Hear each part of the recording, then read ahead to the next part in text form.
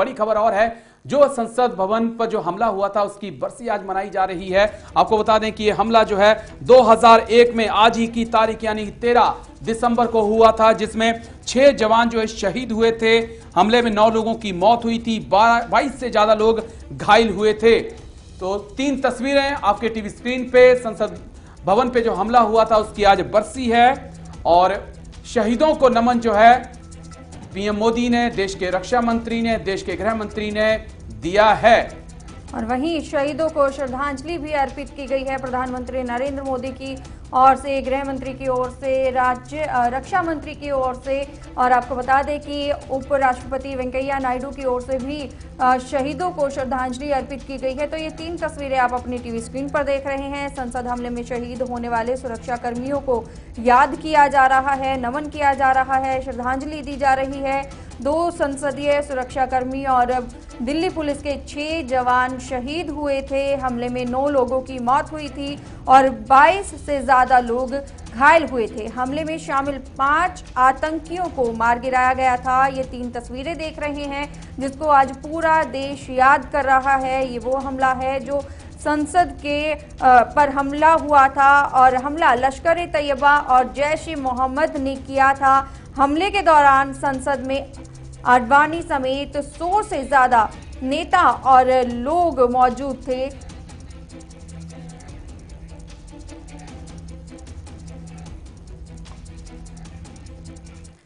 तो हमारे साथ इस बुलेटिन में इतना ही, लेकिन जाते जाते आपको संसद से जुड़ी जो रिपोर्ट है वो दिखाते हैं कि किस तरीके से ये हमला हुआ था, कौन कौन इसमें शामिल था। देखिए एक रिपोर्ट।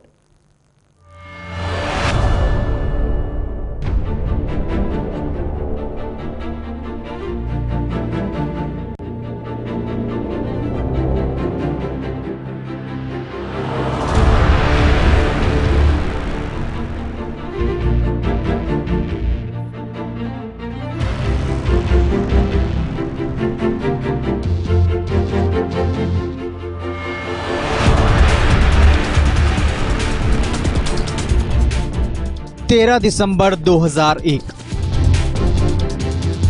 कुछ तारीखें अपने साथ इतिहास लेकर आती हैं।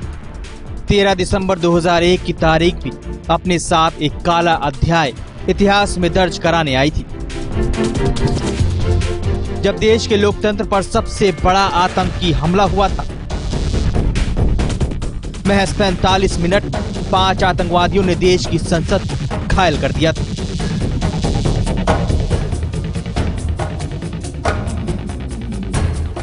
जैश-ए-मोहम्मद के 5 आतंकवादियों ने दुनिया के सबसे बड़े लोकतंत्र के मंदिर को लहूलुहान किया था।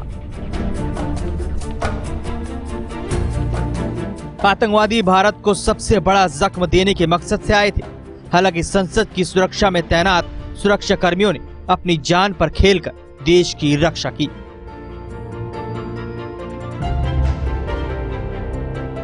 तेरह दिसंबर 2001 की सुबह यूं तो आम दिन की तरह ही थी। दिल्ली में ठंड ने दस्तक देनी शुरू कर दी थी। सुबह के 11:28 के करीब हो रहे थे। लोकतंत्र का मंदिर कहे जाने वाले संसद, जहां से भारत का शासन चलता आया है, सत्ता और विपक्ष के बीच मंथन के केंद्र संसद का शीतकालीन सत्र चल रहा था। विपक्ष के जबरदस्त हंगामे के बीच संसद के दोनों सदनों की कार्रवाई 40 मिनट के लिए स्थगित कर दी जाती है, जिसके बाद तत्कालीन प्रधानमंत्री अटल बिहारी वाजपेयी और नेता विपक्ष सोनिया गांधी सदन के परिसर से निकलकर अपने अपने सरकारी निवास की ओर प्रस्थान कर चुके थे। लेकिन गृह मंत्री लालकृष्ण आडवाणी अपने साथी मंत्रियों और करीब 200 सांसदों के साथ अब भी लोकसभा में उपस्थित थे। इसी दौरान 5 आतंकवादी संसद की सुरक्षा में सेंध लगाते हुए अंदर घुसने की कोशिश करने लगते हैं। एम्बेसडर कार में बैठकर आतंकी संसद में घुसने में कामयाब भी हो जाते हैं। इसके कुछ देर बाद ही लोकतंत्र का मंदिर गोलियों की आवाज से गूंजने लगता है। आतंकवादी अपनी ऑटोमेटिक राइफल से सुरक्षा बलों पर ताबड़तोड़ गोलियां चलाते हैं। संसद की सुरक्षा खतरे में थी, ये समझना सुरक्षा बलों के लिए मुश्किल नहीं था। नतीजा उन्होंने भी जवाबी कार्रवाई की। ये सुरक्षा बल ही थे जिनकी वजह से आतंकवादी अपने नापाक मंसूबे में कामयाब न हो सके।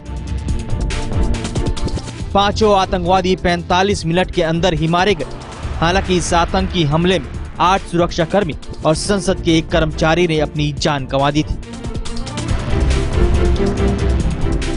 ये उनका निस्वार्थ बलिदान ही था, जिसके कारण आज भी संसद का ऐतिहासिक भवन जीवित है। देश के लोकतंत्र का प्रतीक जीवित है।